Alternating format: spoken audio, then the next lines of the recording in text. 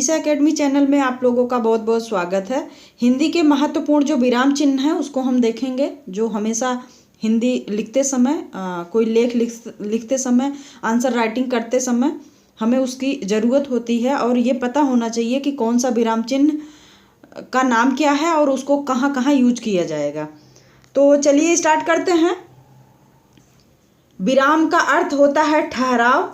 विराम किसे कहते हैं? तो ठहराव को कहते हैं, या विश्राम या रुकना जिसे कहते हैं। जहाँ पे विराम चिन्ह लगता है वहाँ का मतलब होता है कि रुकना। अब रुकने का मतलब होता है कि कितना रुकना, थोड़ा, ज़्यादा, कम, कैसे।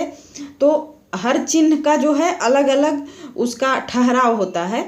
तो आगे देखते हैं कि लिखते समय विराम को प्रकट करने के लिए लगाए जाने वाले चिन्ह को ही विराम चिन्ह कहते हैं। उदाहरण के लिए, मोहन पढ़ रहा है, तो ये जो लगा है ये क्या है? हमारा विराम चिन्ह है। आगे इसी तरह से है कि ताजमहल किसने बनवाया, ये जो लास्ट में लगा है ये है विराम चिन्ह। आगे उदाहरण है श्याम आया है, ये भी क्या है? विराम चिन्ह। ये सारे विराम चिन्ह हैं, लेकिन इनको अलग अलग नाम से जाना जाता है। तो आगे हम देखते हैं विराम चिन्ह के प्रकार।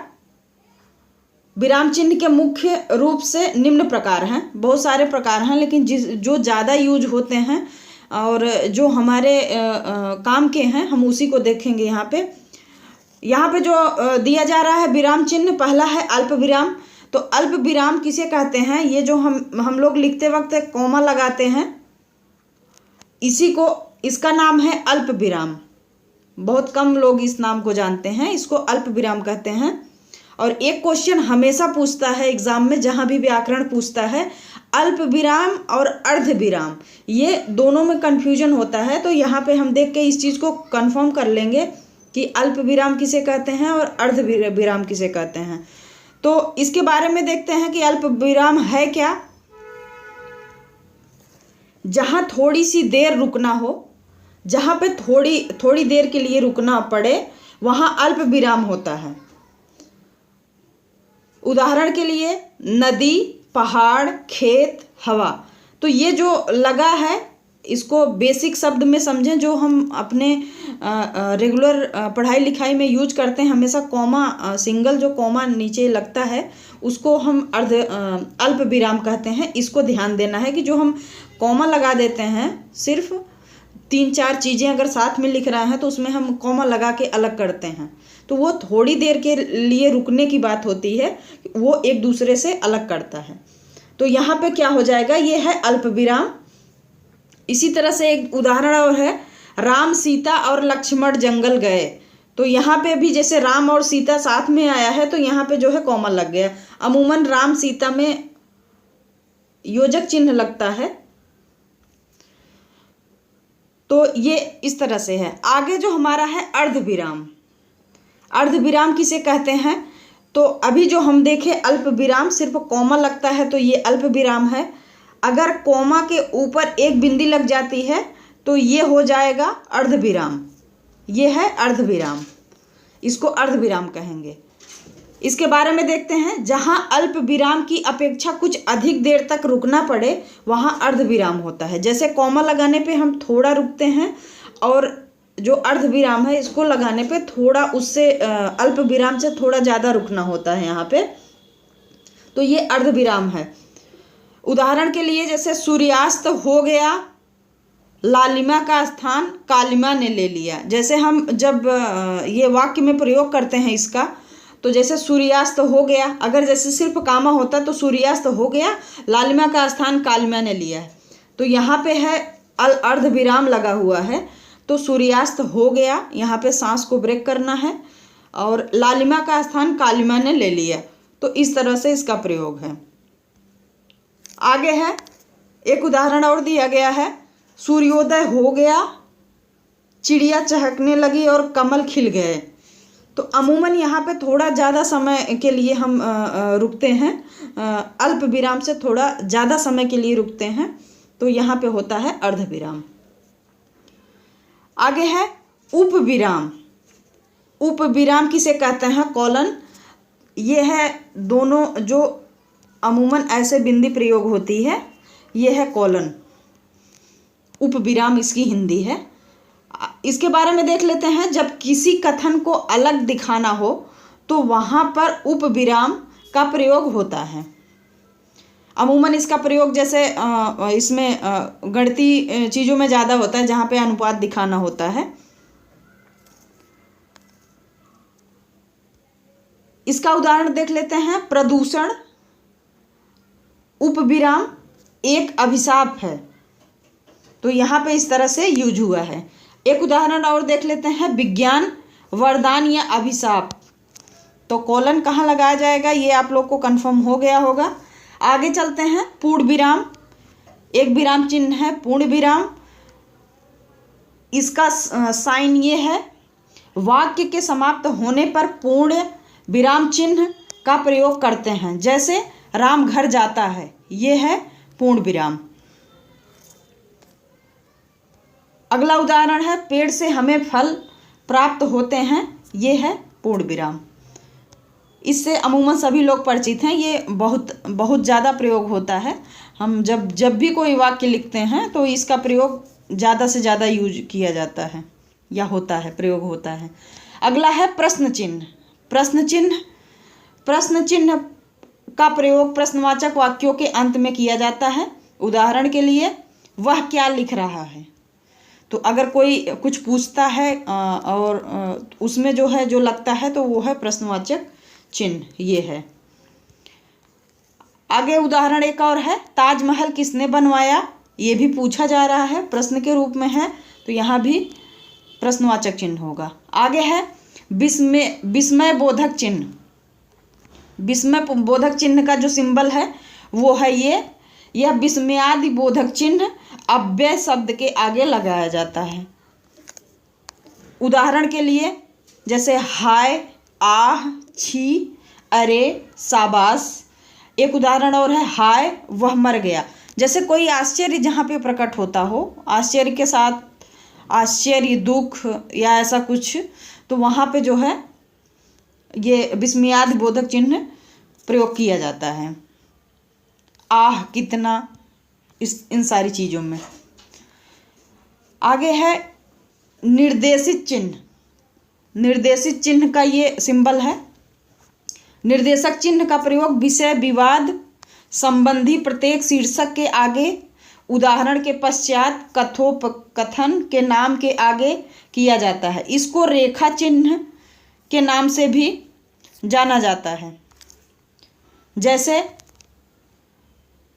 अनार, आम, संतरा, जैसे यहाँ पे जैसे शब्द लिखा गया है, ये है निर्देशक चिन्ह। इससे हमें बताया जा रहा है कि आगे हम कुछ बता रहे हैं, ये प्रदर्शित करता है।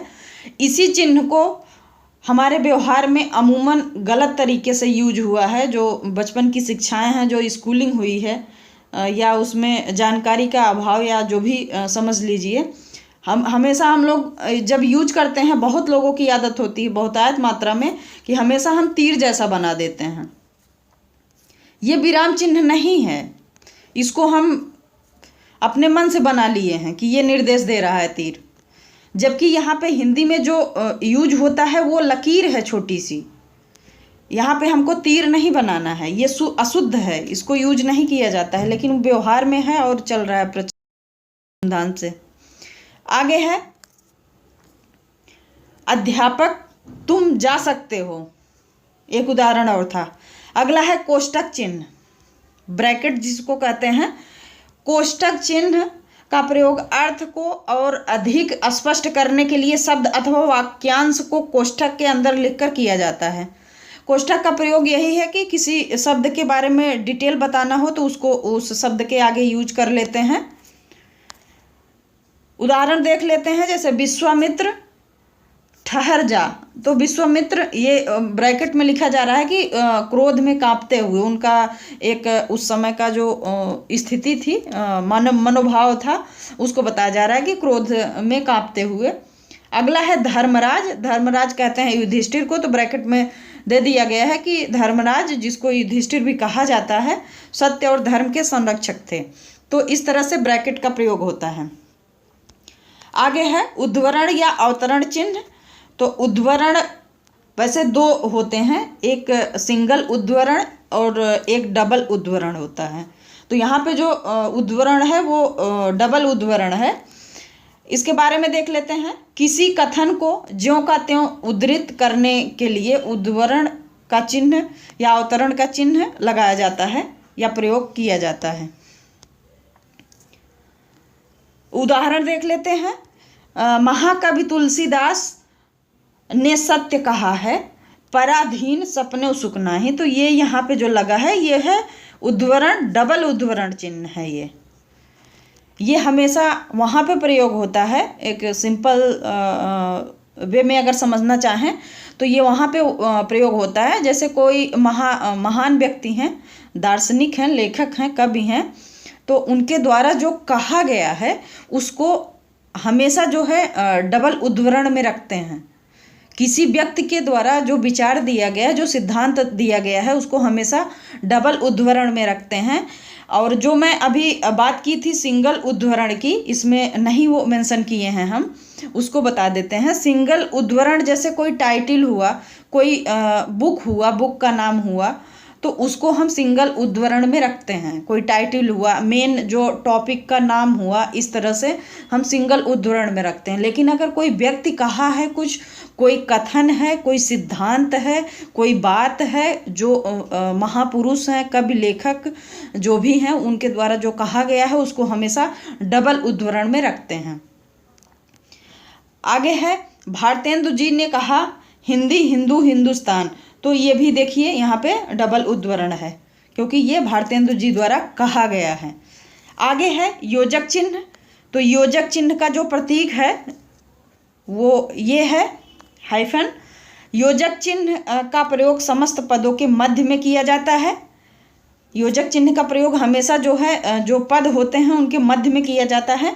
उदाहरण के लिए जैसे सुख दुख, तो इसका अर्थ हमेशा और होता है। सुख और दुख, लाभ और हानि, दिन और रात, यश और अपयश, तन मन धन। एक चीज़ और है, योजक चिन्ह अमूमन वहाँ पे लगता है कुछ अपवाद को छोड़ के, ये बेसिक सा है कि वहाँ पे लगता है अमूमन वो शब्द एक दूसरे के विपरीत होते हैं। जैसे सुख, सुख का विपरीत दुख होगा, लाभ का हानि होगा, दिन का रात होगा, यश का अपयश होगा, तन मन धन। कुछ अपवाद की बात कहें जहाँ पे 3-4 अगर ऐसे शब्द दे दिए गए हैं तो वो अपवाद स्वरूप। अमूमन जो जितने सारे शब्द होते हैं वो एक दूसरे के विपरीत होते हैं, जहाँ पे योजक चिन्ह का प्रयोग किया जाता है। चलिए आगे देखते हैं। देश के दीवाने ने तन मन धन से देश की रक्षा के लिए प्रयत्न किया। तो यहाँ पे तन मन धन तीनों में योजक चिन्ह का प्रयोग किया गया है। आगे है लाघव चिन्ह। तो लाघव चिन्ह किसे कहते हैं? ये जो हम गोला बनाते हैं छोटा सा, लाघव चिन्ह का मतलब बेसिक होता है कि शब्दों को छोटा करना। जैसे हम कोई बड़ा शब्द है उसको हम उसके 1-2 शब्द लिख के उसके आगे गोला बना देते हैं, जीरो बोल देते हैं अमूमन, तो उसको लाघव चिन्ह कहते हैं। हिंदी में उसको लाघव चिन्ह कहा जाता है, शब्दों को संक्षेप करना, छोटा करना। इसके बारे में देख लेते हैं। किसी बड़े शब्द को संक्षेप में लिखने के लिए कुछ अंश लिखकर लाघव चिन्ह लगा दिया जाता है, इसको संक्षेपण चिन्ह कहते हैं। इसको संक्षेपण चिन्ह भी कहा जाता है। तो उदाहरण के लिए देख लेते हैं। उत्तर प्रदेश के लिए हमेशा, जैसे ये है उत्तर प्रदेश, तो यहाँ पे जो लगा हुआ है ये क्या है? लाघव चिन्ह इसको बोला जाता है। जैसे डॉक्टर के लिए ये डॉक्टर लिख दिया जाता है, इंजीनियर के लिए ये इंजीनियर इस तरह से लिखा जाता है लाघव चिन्ह के साथ। आगे है विवरण चिन्ह। तो विवरण चिन्ह किसे कहते हैं ये देखिएगा। विवरण चिन्ह का प्रयोग वाक्यांश के विषयों में कुछ सूचक निर्देश आदि देने के लिए किया जाता है। उदाहरण के लिए वनों से निम्न लाभ हैं, तो ये क्या है? विवरण है। आगे है इस देश में बड़ी बड़ी नदियां हैं, तो बड़ी बड़ी नदियां हैं, ये भी जो है ये है विवरण चिन्ह। आगे है विस्मरण चिन्ह या त्रुटिपूरक चिन्ह।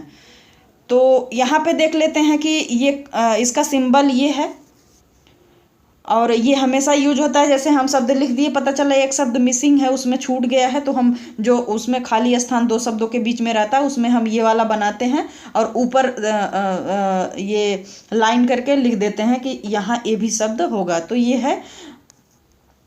ये होता है कि विस्मरण, जो भूला हुआ शब्द है उसको हम ऐड कर रहे हैं अपने वाक्य में। तो यहाँ पे देख लेते हैं, विस्मरण चिन्ह का प्रयोग लिखते समय किसी शब्द को भूल जाने पर किया जाता है। उदाहरण के लिए, मैं पिता के लिए गया, तो गया जो है, अब यहाँ पे कोई शब्द छूटा हुआ है तो हमको अगर ऐड करना है तो यहाँ पे हम ऐड कर लेंगे और ये गलत नहीं माना जाएगा। हिंदी में ऐसा नियम है कि जो भूल जाता है उसमें इस तरह से चिन्ह लगा के अगर आप लिख देंगे तो वो सही माना जाएगा। आगे एक उदाहरण और है, हमें रोजाना अपना कार्य चाहिए, तो करना चाहिए, अगर यहाँ पे हम करना जोड़ देते हैं तो ये हमारा हो गया जो त्रुटि हुई है, जो भूल हुई है उसको हम सही कर लिए हैं। आगे है पदलोप चिन्ह। तो पदलोप चिन्ह सबको पता है, ये डॉट डॉट करके आता है, इसमें शब्द को फिल करना होता है, भरना होता है। इसमें उदाहरण दे रहे हैं कि राम ने मोहन को गाली दी और ये डॉट डॉट है, इसमें फिल करना है। मैं सामान उठा दूंगा पर, इसमें भी भरना है कुछ। तो ये क्या हो गया, पदलोपन। तो ये रहे महत्वपूर्ण जो विराम चिन्ह थे, उस पे हमने विस्तार से डिस्कशन किया और ये हमें हमेशा हमारे हिंदी के जो भी रिटन वर्क होते हैं, लिखने के कार्य होते हैं, उसमें इस पे बहुत ध्यान दिया जाता है। अगर ध्यान दे के इस पे कार्य किया जाए तो हमारी जो लेखनी होती है वो बहुत ही अच्छी होती है। हमें उम्मीद है आप लोग को ये वीडियो ज़रूर पसंद आएगा। यदि पसंद आया हो तो वीडियो को लाइक, चैनल को सब्सक्राइब, कमेंट करना ना भूलें। बहुत बहुत धन्यवाद।